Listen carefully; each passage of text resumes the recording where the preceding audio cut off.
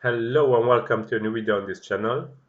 Today I will show you a new update that I made yesterday for the Twitomatic plugin. So it will be able to also import content from Twitter user lists. So Twitter user lists are like this, with this URL format, the username, lists, and the list that it created. So this user created the user list, and the tweets for the whole user list can be seen here. So we can import content from this specific user list. For example, if we take the user list slug from here and go to user list to posts plugin menu, input the list slug here, and copy also the username that created it, input it here.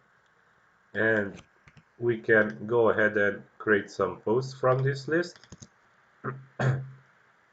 Note that this specific list can gather all tweets from all users from the list. So the resulting posts will contain all the different users that created posts. So as you can see, here are the posts. Okay, so this is all for this update. I hope you will enjoy this feature, and until next time, don't forget to subscribe to this channel. Bye bye.